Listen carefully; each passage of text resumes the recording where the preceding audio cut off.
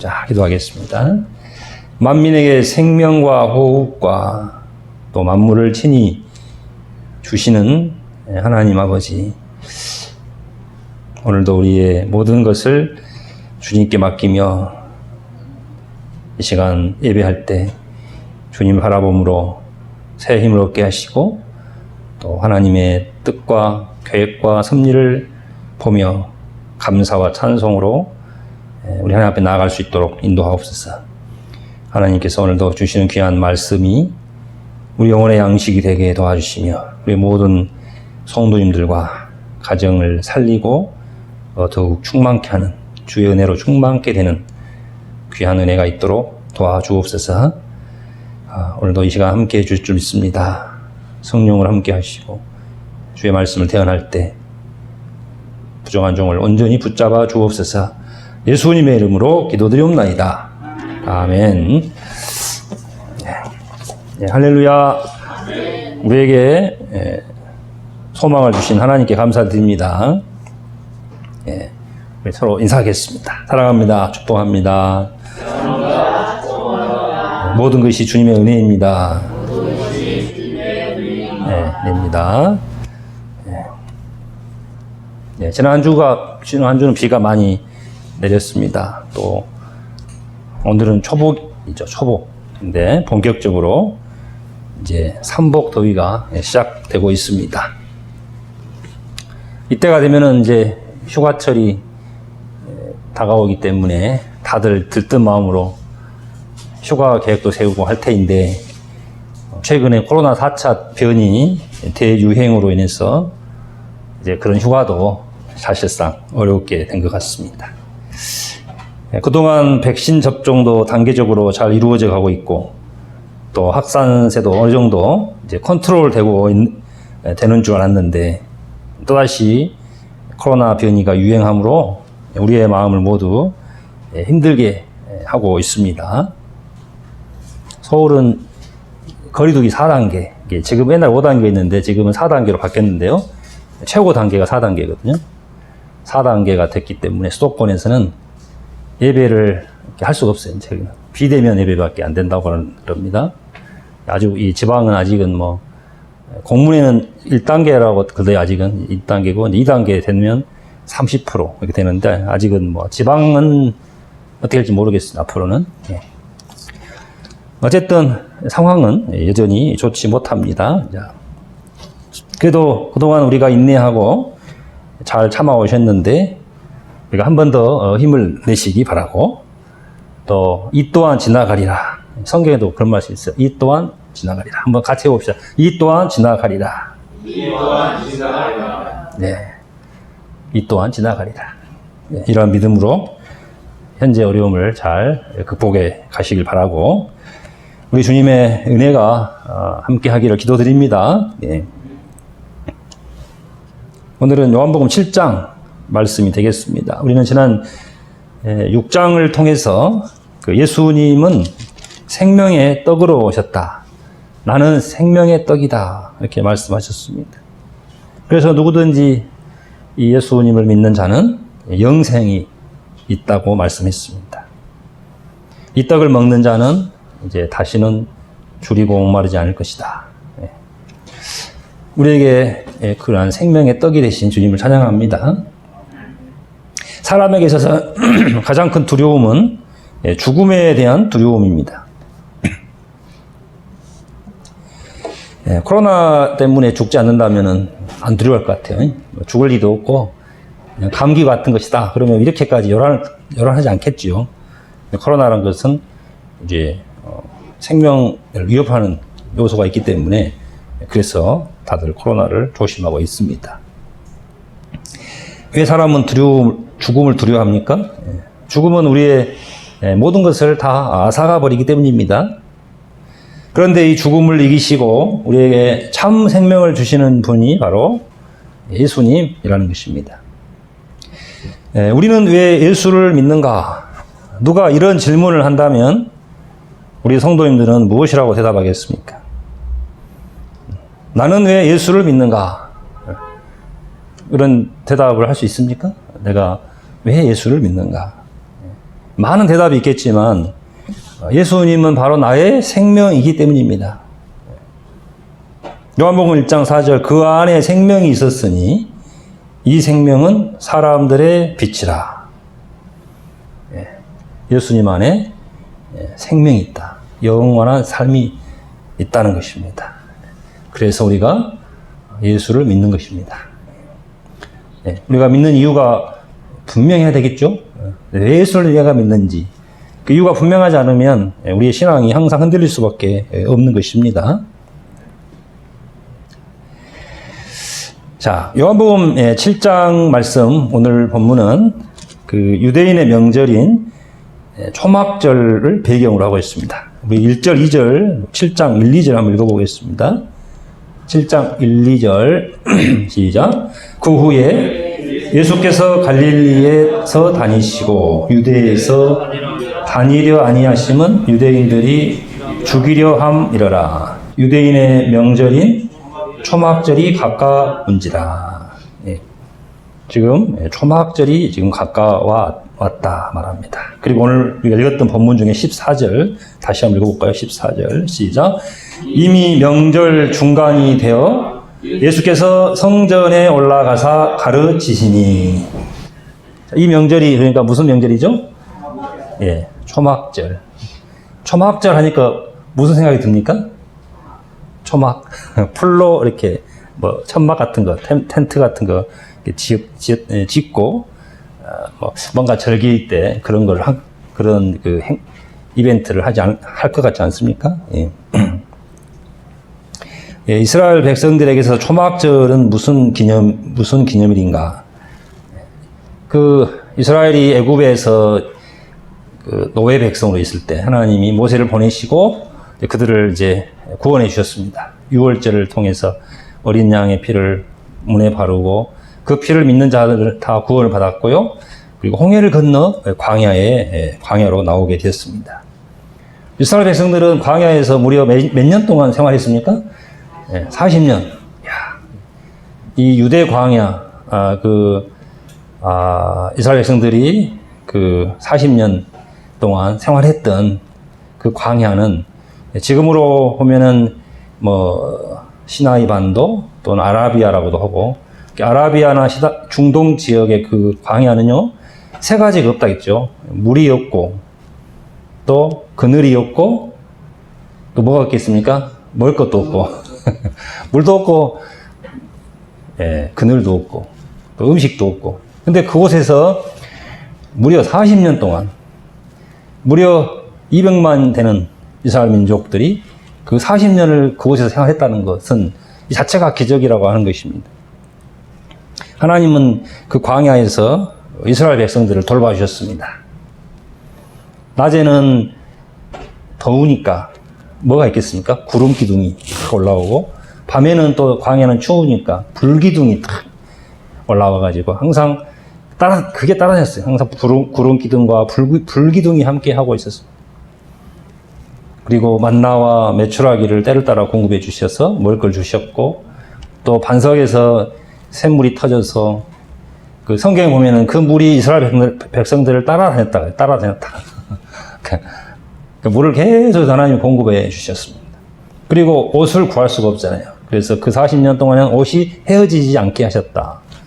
이런 기적을 이렇게 이스라엘 백성들은 40년 동안 경험하게 됐습니다. 그래서 하나님의 말씀에 따라서 그들은 그 40년 생활 동안에 하나님 함께 해주신 은혜를 기억하면서 이 초막절을 지키고 있는 것입니다. 유대인들은요 지금도 오늘날도 이 초막절을 아주 절대적으로 지키고 있어요. 자, 이러한 그 배경을 가지고 한번 생각해 보겠습니다. 예수님 당시에도 이 초막절 명절을 철저히 지켰습니다. 이 초막절은 8일 동안 계속됐습니다. 집안에다가 이렇게 초막을 짓고, 그래서 하나님 생각하면서 8일 동안 이렇게 명절을 지키게 되는데, 이때가 되면 조용했던 예루살렘 거리가 사람들로 북적이기 시작합니다. 흩어진 유대인들이 이제 초막절을 지키기 위해서 유대 성전으로, 예루살렘 성전으로 올라왔기 때문에 예루살렘 거리가 북적거리기 시작했습니다. 자, 이때 예수님도 명절 중간에 예루살렘 성전으로 올라가셨습니다. 자, 1절 말씀에서 우리가 읽었는데요. 유대인들 중에는 그러나 예수님에 대한 그 반감을 가지고 있는 사람들이 있었습니다. 심지어 예수님을 어떻게 하려고 합니까, 지금? 유대인들이 죽이려 한다. 예수님을 죽이려고 했다는 것입니다. 자, 그들은 이 예수님을 반감을 가지고 있던 사람들 중에 중심의 사람들은 예루살렘 성전을 중심으로 한 그 종교 지도자들이었습니다. 그들은 우리 요한복음 5장에 우리가 함께 나누었는데요. 예수님께서 안식일법을 어겼다는 것입니다. 그리고 자신을 하나님과 동등됨으로 여김으로 신성모독이라고 하여 예수님을 죽이고자 했다고 요한복음 5장에 말씀이 나오고 있습니다. 하지만 예수님은 그러한 상황을 아시고도 또다시 예루살렘으로 올라가셨습니다. 예수님은 명절 중간이 되어 예루살렘 성전으로 올라가시고 백성들을 가르치기 시작했습니다. 이때 유대인들의 반응이 무엇일까요? 15절 읽어보겠습니다. 15절 시작. 유대인들이 놀랍게 여겨 이르되 이 사람은 배우지 아니하였거늘 어떻게 그를 아느냐 하니. 그를 아느냐 이 말은 그를 못 읽은다 그 말이 아니라 어떻게 하나님의 율법을 모세오경, 특별히 모세오경인 말씀을 이렇게 가르칠 수가 있느냐 하는 그런 이야기입니다. 여기서 배우지 아니했다는 것은 예수님이 정식으로 랍비 교육을 받지 않았다는 것입니다. 당시 말씀을 이렇게 성경을 가르치고 해석할 수 있는 권위는 사회적으로 인정하는 교육기관을 통해 배출된 사람들에게 주어지는 것이었습니다. 문헌에 의하면 당시 유대 사회에서 크게 두 가지 학파가 있었습니다. 하나는 힐렐 학파, 또 하나는 샴마이 학파입니다. 힐렐 학파가 뭐고 샴마이 학파가 뭔지는 아는 건 몰라도 됩니다. 이들은 모세오경을 어떻게 해석하느냐에 따라서 그 해석 차이에 따라서 학파가 이렇게 구분이 되어 있었습니다. 어쨌든 이 양대 학파의 사람들이 주로 그들이 성경을 해석하는 사람들이었다는 것입니다. 그런데 예수님은 그들 아래 정식 교육을 받지 않았기 때문에 유대인들은 예수님의 가르침을 듣고 더욱 놀라게 되었다는 것입니다. 배움이 없는 자가 어떻게 이런 말을 할 수 있는가 하는 것입니다. 갈릴리 시골에서 올라와가지고 성전에서 이렇게 말씀을 가르치는데 출처가 이 불명한 예수라는 사람이 말씀을 가르치는데 그 말씀이 너무 놀라운 가르침이었다고 하는 것입니다. 이는 그들이 아직 예수를 믿지 않았기 때문이었고 잘 알지 못했기 때문인 것입니다. 자, 이에 대한 예수님의 답변을 보겠습니다. 16, 17절 같이 읽어봅니다. 시작. 예수께서 대답하여 이르시되 내 교훈은 내 것이 아니요 나를 보내신 이의 것이니라. 사람이 하나님의 뜻을 행하려 하면 이 교훈이 하나님께로부터 왔는지 내가 스스로 말함인지 알리라. 이상합니까? 잘 되고 있어요? 자, 예수께서 대답하여 이르시되 내 교훈은 내 것이 아니요 나를 보내신 이의 것이니라. 자, 예수님의 가르침은 이 사람에게서 온 것이 아니요 하나님 아버지로부터 온 것임을 말씀하고 있습니다. 자, 예수님은 분명 이 땅에 사람의 모습으로 오셨으나 그 본체는 하나님의 아들이시고 하나님께서 보내신 거룩한 자입니다.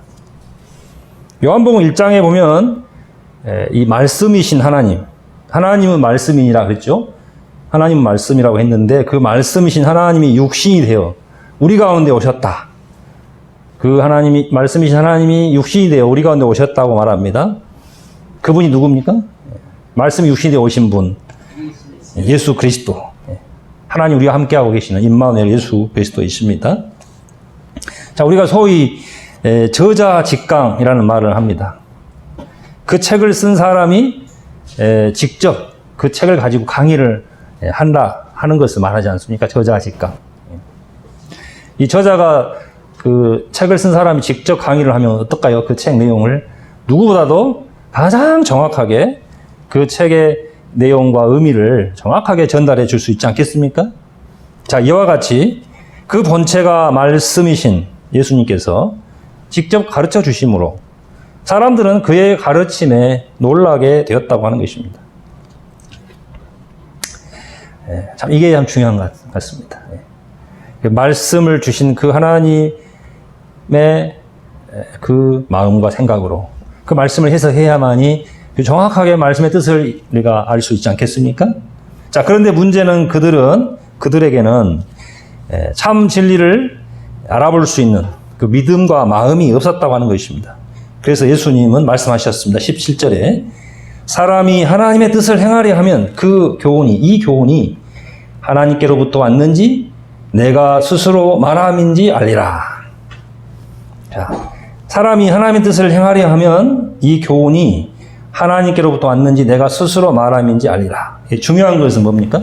중요한 것은 이 듣는 것도 중요하나 먼저 하나님의 뜻을 행하고자 하는가? 하나님의 뜻을 행하고자 하는가? 그러니까 이 중심의 문제라는 것입니다. 중심의 문제. 어떤 지식의 문제 이전에 정말 내가 그 지식과 진리를 행하고자 하는가? 이게 아주 중요하다고 말합니다. 정말 하나님의 뜻을 찾고 하나님의 뜻을 행하고자 한다면 예수님의 말씀이 참 진리임을 알게 된다고 말하고 있습니다. 자, 그래서 우리의 신앙생활은 이 몸과 마음이 하나 되는 실제적인 것이 되어야 합니다. 자, 우리 신앙은 어때요? 몸과 마음이 하나 되어야 됩니다. 지금 몸은 여기 있는데 마음은 딴 데 있으면 이게 말씀이 들어오겠습니까? 지금 전혀 안 들어오겠죠.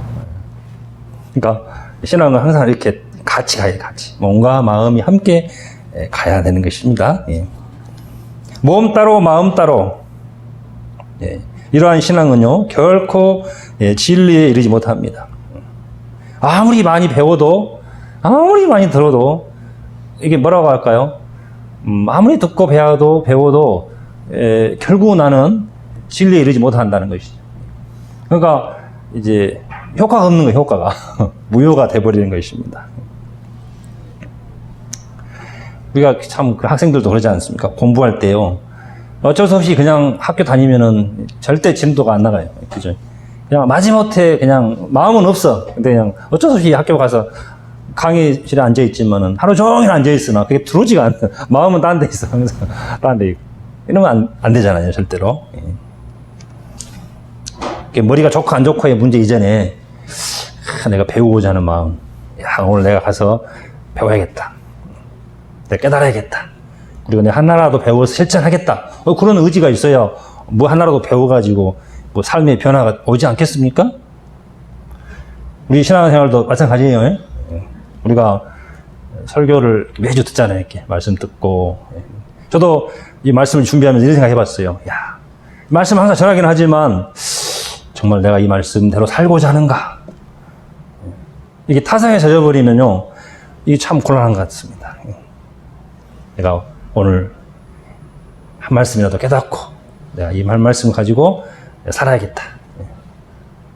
이런 어떤 그 마음의 준비가, 마음과 몸이 준비가 되어 있어야 우리 은혜가 될 줄로 믿습니다. 이 성경에서 안다는 것은 뭐냐? 안다는 것은 행한다는 의미가 있습니다. 안다는 것은 행한다는 의미. 이게 성경적 의미예요. 단지 어떤 뭐 지식의 의미를 가지고 있지 않습니다. 자, 그래서 야고보 사도가 말할 때 뭐라 하겠습니까? 행함이 없는 믿음은 어떤 믿음이다? 죽은 믿음이다. 믿음이 있다고 하는데 행함이 없네? 이건 죽은 믿음이라. 이게 믿음이 아니라는 거야, 지금. 그것이. 그러니까 참, 이 성경이 참 그러지 않습니까? 믿는 것은 행하는 것이. 행함이 있다는 것이고 믿음이 있다는 것입니다. 아는 것과 행하는 것은 같은 의미다 하는 거 꼭 기억하시기 바랍니다. 중요해요, 이거. 자, 우리에게 행하는 믿음, 참 믿음이 있기를 축복합니다. 자, 계속해서 18, 19절. 오늘 말씀 좀 어렵습니까? 자, 18, 19절 한번 잘 읽어보겠습니다. 시작. 스스로 말하는 자는 자기 영광만 구하되 보내신 이의 영광을 구하는 자는 참되니 그 속에 불의가 없느니라. 모세가 너희에게 율법을 주지 아니하였느냐? 너희 중에 율법을 지키는 자가 없도다. 너희가 어찌하여 나를 죽이려 하느냐? 예수님은 지금 유대인들의 죄가 무엇인지 지금 분명하게 말해주고 있습니다. 첫째는 뭐냐면, 첫째는 그들이 자기 영광을 구함으로 하나님의 말씀이 아닌 자신들의 계명과 자기의 말을 가르친다는 것입니다. 뭐 겉으로는 하나님의 말씀을 가르친다고는 하지만은 그것은 하나님과 무관한 자기 계명이고 자기 말을 가르치는 것입니다. 우리가 성경과 무관한 그 가르침을 말하냐면 지가 복음이래요. 지가 복음 그렇게 말합니다. 그러니까 이 복음을 하나님 말씀대로 말씀의 뜻을 정확히 가르쳐주지 않으면 의도대로 말해주지 않는다면은 그리고 내 마음대로 내 하고 싶은 대로 내 중심을 가지고 그냥 이렇게 마음대로 해버리면 곤란하죠. 하나님의 말씀이 아닙니다. 자, 그리고 두 번째는 뭐냐면 유대인들의 불순종의 죄를 말합니다. 불순종의 죄. 자, 자기 영광을 구하는 자는 결국 하나님 앞에 불순종의 열매를 맺게 되어 있습니다. 자, 이것이 태초에 인간이 범한 원죄가 바로 이 원죄입니다. 이 두 가지는 같이 가고 있습니다. 자, 자기 영광을 구하는 것과 하나님 앞에 불순종은 동시에 같이 가는 죄의 요소라고 하는 것입니다. 자, 아담과 하와가 선악을 알게 하는 나무를 먹었습니다. 왜 먹었습니까? 먹지 말라고 하신 선악을 알게 하는 나무를 먹지 말라 했는데, 열매를 먹지 말라 했는데 왜 먹었습니까? 그걸? 네. 뱀의 유혹이 있었죠. 먹어봐라. 이걸 먹으면 너희 눈이 밝아져가지고 어떻게 된다? 너희가 하나님같이 될 것이다. 그러니까 하나님같이 된다고 하니까 갑자기 그냥 눈이 번쩍 뜨인 것 같아요. 그 뱀의 유혹이 대단하죠. 사단의 유혹이죠. 야, 네가 하나님이요. 네가 하나님 되라는 거야. 네가 간단하죠. 네가 하나님 되라는 거야. 네가 세상의 중심은 너야. 네가 모든 것의 중심이 되라는 겁니다. 근데 그게 말이 될까요? 우리가 하나님처럼 될 수 있습니까? 안 되는데, 그런데 그 말이 이렇게 아담과 하와의 마음에 달콤하게 유혹으로 다가온 것입니다. 그래서 유혹에 넘어지고 계명을 어기게 되었습니다. 자, 결국은 하나님과 같이 되고자 하는 인간의 욕망과 교만, 자기 영광을 구함으로 인해서 결국은 불순종의 열매를 맺게 되었다 하는 것입니다. 이스라엘 초대 왕이 누굽니까? 이스라엘 왕국의 초대 왕, 다윗 이전의 왕, 사울, 그죠? 사울 왕은 스스로 영광을 취하고자 함으로 하나님 앞에 불순종하게 되었습니다. 처음에는 참 겸손했는데요. 왕이 되고 사람들로부터 이렇게 막 존경받고 높임받고 하니까 어느새 마음이 높아져가지고요. 하나님의 말씀을 어기기 시작합니다. 사울 왕이. 그럼 자기가 해서는 안 되는 것을 막 그 제사장만 드릴 수 있는 제사를 막 자기가 드리고 막 이렇게 엄청 교만해지고 막 자기 영광을 구합니다. 결국은 사울 왕은 악신이 들려가지고 다윗을 시기하고 죽이고자 했습니다. 자기보다 다윗이 인기가 높아지고 골리앗을 죽이고 하니까 갑자기 이스라엘 여인들이 야, 사울은 천천히요, 다윗은 만만히로다. 이렇게. 그러니까 사울 왕이 생각할 때 기분 나쁘잖아. 저 어린 다윗을 그냥 형제들도 아니고 이스라엘 여인들이 막 그냥 다윗을, 사울은 천천, 다윗은 만만히로다. 하니까 그냥 갑자기 막 시기심이 들어가지고 그 다윗을 막 계속 죽이려고 그러잖아요. 왜 그러냐면 그 마음이 지금 교만해져가지고 강팍해진 거예요. 강팍해지니까 막 이런 일이 생기는 것입니다. 그는 하나님의 많은 경고에도 불구하고 하나님께서 사무엘을 통해서 계속 경고하셨죠. 경고했음에도 불구하고 그 마음을 돌이키지 않습니다. 결국 그는 전쟁터에서 비참한 최후를 맞이합니다. 자, 유대인들은 나름대로 자신들이 해석한 율법을 가지고 종교적 열심이 있었으나 하나님의 영광을 구하는 것이 아니었다는 것입니다. 그들은 겉으로는 정말 하나님을 잘 섬기는 것처럼 보였으나 실상은 자기 영광을 구하고 있었다. 그들은 하나님의 백성, 나는 선민이다라는 그런 헛된 자만심과 교만으로 결국 하나님을 대적하게 되었습니다. 결국은 하나님께서 보내신 자, 메시아를 죽이고자 했다고 하는 것입니다. 하나님의 아들까지 죽이고자 했습니다. 자, 하지만 그들은 여전히 깨닫지 못합니다. 20절 읽어봅니다. 20절 시작. 무리가 대답하되 당신은 귀신이 들렸도다. 누가 당신을 죽이려 하나이까? 예수님, 야, 당신은 귀신이 들렸도다. 이 말은 뭐냐면 당시 가장 모욕적인 표현이라고 합니다. 가장 모욕적인 표현. 너는 귀신 들렸다. 이게 뭐예요? 한마디로 예수가 미쳤다. 너는 미쳤다. 이렇게 말하고 있습니다. 전혀 지금 예수님의 말씀을 듣지 못하는 모습을 보여주고 있습니다. 그러나 예수님은 물러서지 아니하시고 또 그들에게 말씀하셨습니다. 우리 오늘 또 주제가 되겠죠. 21절로 23절 같이 읽어봅니다. 좀 오늘 약간 어렵죠? 어려운데 제가 잘 해석해 드리겠습니다. 집중해서 21절로 23절까지 잘 읽어보겠습니다. 시작. 예수께서 대답하여 이르시되 내가 한 가지 일을 행하며 너희가 다 이로 말미암아 이상히 여기는도다. 모세가 너희에게 할례를 행했으니 그러나 할례는 모세에게서 난 것이 아니요 조상들에게서 난 것이라. 그러므로 너희가 안식일에도 사람에게 할례를 행하느니라. 모세의 율법을 범하지 아니하려고 사람이 안식일에도 할례를 받는 일이 있거든. 내가 안식일에 사람의 전신을 건전하게 한 것으로 너희가 내게 노여워하느냐. 네, 지금 유대인들이 예수님에게 분노하는 이유가 뭡니까? 왜 그들이 지금 노여워하고 있습니까? 앞에서도 말씀드렸지만 예수님이 안식일법을 어겼다는 거예요. 안식일법을 어겼다. 네. 우리는 잘 이해가 안 되죠. 안식일법을 어겼다. 그게 무슨 일이, 그게 그렇게까지 죽을 일인가? 죽일 일인가? 근데요, 모세 오경에 그런 이야기가 나와요. 안식일법을 어긴 자는 어떻게 하면 돌로 쳐 죽이라 해. 돌로 쳐 죽이라는 말이 나와요. 그러니까 굉장히 안식일법을 엄하게 여겼다는 것입니다. 시켰다고 하는 것입니다. 유대인들은. 자, 안식일에는 아무 일도 하지 말라는 그 말씀 있지 않습니까? 안식일을 거룩히 지켜라. 아무 일도 하지 마라. 이런 말씀 있잖아요.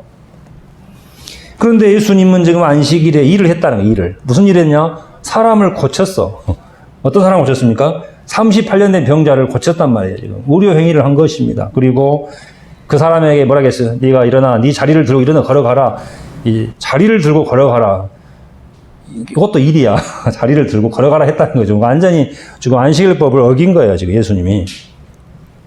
우리 5장에서 우리 말씀 함께 나누지 않습니까? 자,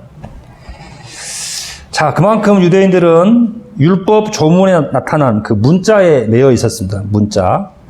물론 그들이 말하는 이 안식일 법이라는 것도 이제 하나님의 말씀을 예수님이 안식일의 정신이 무엇인가 말씀해 주심으로 그들의 오해를 풀어주고자 하셨습니다. 자, 이를 위해 그들이 우상처럼 받드는 모세가 안식일에 할례를 행한 것은 이 할례를 행한 것을 근거로 안식일에도 할례를 받는 일이 있거든 하물며 내가 너희에게 내가 사람의 전신을 온전케 한 것으로 너희가 나를 노여하느냐라고 말씀하신 것입니다. 자, 그들은 모세 오경을 거의 모세는 그 우상이죠. 유대인들의 우상입니다. 근데 모세도 안식일 날 할례를 했다는 거예요. 할례를. 이 할례가 뭐냐면 이스라엘 백성들이 하나님의 백성, 선미라는 표시로 몸에 행하는 의식입니다. 몸에 행하는 의식. 이게 뭡니까? 일종의 포경수술이에요. 할례 의식. 포경수술을 했다는 거예요.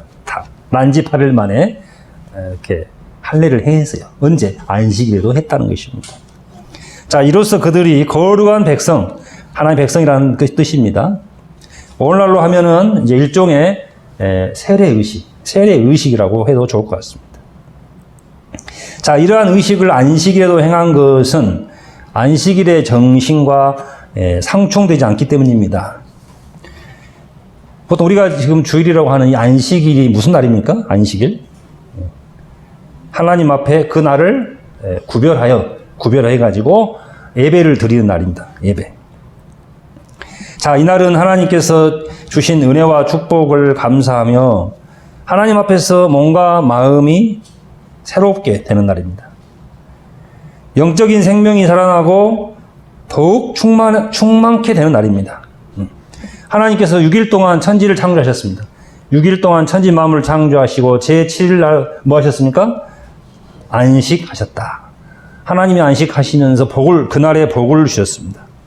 근데 하나님이 안식이 필요합니까? 하나님이 쉼이 필요할까요? 하나님이 6일간 천지 창조하니까 너무 피곤해가지고 너무 지쳐가지고 나 쉬어야겠네 라고 안식하셨을까요? 그 이유가 뭐겠습니까? 하나님이 전능하신 하나님이 너무 피곤해가지고 나 좀 쉬어야겠다 그런 의미가 아니고, 이 안식일을 만드신 목적이 뭐냐면 우리를 위해서 만드신 거예요. 우리를 위하여 안식일을 주셨다고 하는 것입니다. 그리고 그날을 복을 주셨다. 그래서 안식의 목적은 뭐냐면 새롭게 하는 것, 재충전하는 것입니다. 자, 6일 동안 일을 했어요. 근데 7일 안 쉬고 또 일을 해? 그럼 어떻게 됩니까, 사람이? 계속 일만 하면 어떻게 됩니까? 그게 문제가 생기는 거죠. 사람이 문제가 생깁니다. 6일 동안 일을 했습니까? 이제 너무 우리 인간은 하나님은 무한하시지만 우리 인간은 한계가 있잖아요. 그러면 반드시 재충전이 필요합니다. 재충전이. 자, 그래서 몸과 마음을 새롭게 하고, 그리고 한 주를 또 새롭게 출발하는 것이죠. 안식일을 통해 하나님 앞에 또 한 주를 새롭게 출발하는 것입니다. 이것이 하나님께서 우리에게 주신 안식일의 목적입니다. 목적. 그러니까 사람을 온전케 하는 겁니다. 몸과 마음을 새롭게 하고 온전케 해주는 게 안식일의 목적이었습니다. 자, 그런데 유대인들은 이 안식일의 율법 조항만 생각하므로 오히려 참 안식을 누리지 못하고 있었다는 것입니다. 예수님은 마가복음 22장 27, 28절에서 이렇게 말씀하셨습니다. 자, 안식일이 사람을 위하여 있는 것이요. 한번 다시 해봅시다. 안식일이 사람을 위하여 있는 것이요. 자, 사람이 안식일을 위하여 있는 것이 아니니. 자, 이러므로 인자는 안식일에도 주인이니라.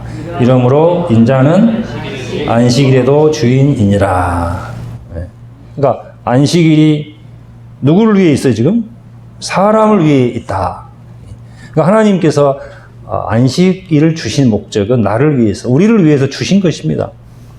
하나님을 위해서 안식일을 주신 게 아니라 우리를 위해 주신 거예요. 그래서 안식일의 그 정신은요, 사람을 살리는 것이고, 그 속에는 하나님의 우리를 향한 사랑이 들어있는 것입니다. 자, 예수님은 안식일에 사람을, 그 고통받는 그 38년의 병자를 온전케 하심으로 더 적극적으로 하나님 일을 행하셨고, 안식일을 더욱 복되게 하셨다고 하는 것입니다. 자, 우리 마지막으로 24절 읽겠습니다. 24절 시작. 외모로 판단하지 말고 공의롭게 판단하라 하시니라. 외모로 판단하지 말고 공의롭게 판단하라. 유대인들은 너무나 오랫동안 종교의식과 형식에 젖어 있었습니다. 그들은 율법의 조문은 잘 지켰으나 그 율법을 주신 하나님의 마음을 헤아리지 못했습니다. 하나님은 우리의 마음을 원하시고 우리의 생명과 존재 자체를 귀하게 여기시는 분이십니다. 자, 외모로 판단하지 말고 공의롭게 판단하라고 하는 것은, 이 공의롭게 판단하라, 이거를요, 다른 성경의 번역을 보면 이렇게 번역하고 있어요. 쉬운 성경에서는 너희는 겉모양만 보고 판단하지 말고 올바른 평가에 따라 판단하여라.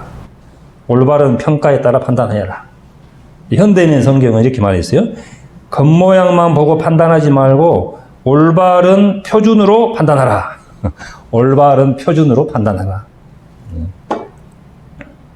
근데 이제 요 해석도 조금 이제 한계가 또 있더라고 보니까, 이 헬라어의 원문을 보니까 이 공의라고 하는 것이 디카이오시네요. 이게 뭐냐면 의. 하나님의 의로 판단해라, 이 말이거든요. 이게 참 어려운 말이기 때문에 해석이 참 이렇게 여러 가지로 지금 되고 있는 것입니다. 자,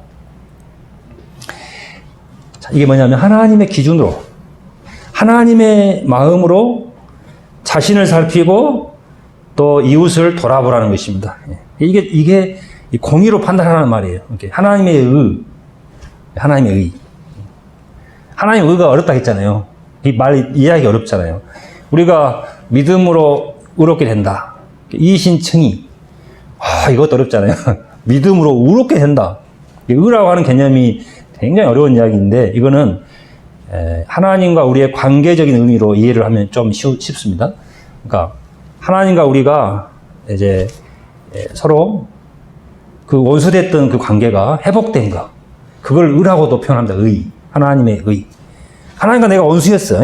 죄 때문에 원수였고, 그래서 우리는 심판에 이를 수밖에 없었단 말입니다. 그러나 하나님이 우리를 사랑하여 예수님 보내시고 믿는 자가 이제 죄 사함을 받고 하나님과 이제 원수가 아니고 하나님과 우리는 아버지와 자녀의 관계가 됐다는 거예요. 이거를, 이 관계가 회복됐다. 이거를 의라고도 해요. 조금 더 이해가 되죠, 이제. 이걸 의라고 한다. 결국은 이 의의 그 중심에는 뭐가 있습니까? 하나님의 사랑이에요, 사랑. 우리를 향한 사랑. 죄인들을 향한 사랑. 우리가 뭐 잘한 거 없지만, 우리가 잘한 거 없잖아요. 하나님 앞에. 잘한 거 없으나, 우리를 있는 그대로 불쌍히 여기시고, 사랑해 주셨다. 그것을 하나님의 의라고도 이렇게 표현할 수 있는 것입니다. 그러니까 그 의를 가지고 판단해라. 이렇게 지금 예수님 말씀하고 있습니다. 이 판단의 기준이 무엇인가? 하나님은 우리를 인격적으로 대우하시는 분이십니다. 우리가 뭐 율법 조문을 어겼냐, 지켰냐, 막 그래가지고 막 채찍질하고 그런 게 아니라 우리를 사랑으로 인격적으로 대우하신다. 그런 의미입니다. 자, 그래서 우리 삶의 기준이 무엇입니까? 판단의 근거가 무엇입니까? 하나님의 말씀. 우리가 그 하나님의 말씀을 통해서 하나님의 마음을 알아야 한다는 것입니다. 자, 하나님의 율법은 선한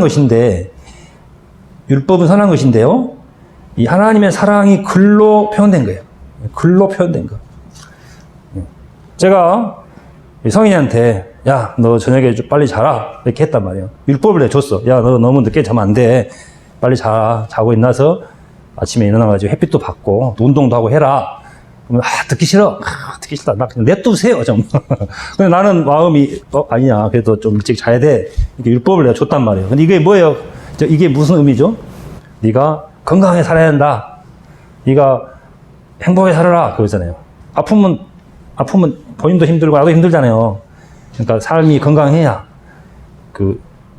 또 삶이 행복하잖아요. 이게 율법이지만 이게 뭐예요? 마음의 중심에는 사랑이 사랑. 그죠? 이게 사랑인 거예요. 그러니까 하나님의 말씀이 율법은 우리를 향한 하나님의 사랑이라고 하는 것입니다. 이것이 율법의 정신입니다. 예수님은 율법을 한마디로 표현하셨습니다. 뭐라고 했습니까? 하나님을 사랑하라, 내 이웃을 사랑하라. 그렇죠? 이게 율법을 딱 한마디로 예수님이 표현하셨습니다. 하나님 사랑, 이웃 사랑. 이것이 하나님의 표준이다, 표준. 이게 기준이라고 하는 것입니다. 만약 우리가 위대한 헌신과 순종이 있다 할지라도 그 안에 사랑이 없으면 어떻게 되겠습니까? 방대한 어떤 성경 지식, 신학 지식이 있고 하나님을 향한 열심이 있다 할지라도 그 안에 사랑이 없으면 어떻게 되겠습니까? 그 열정과 지식은요, 하나님과 무관한 것입니다. 하나님과 무관한 것입니다. 왜냐하면 하나님은 사랑이시기 때문에. 하나님은 사랑이시라. 근데 내가 아무리 열심히 뭔가를 했지만 내 안에 사랑이 없어가지고 막 서로 미워하고 있다면 이거는 하나님과 무관한 행동을 하고 있는 것입니다. 자, 말씀을 정리하겠습니다. 자, 외모로 판단하지 말고 공의롭게 판단하라. 사랑하는 성도 여러분,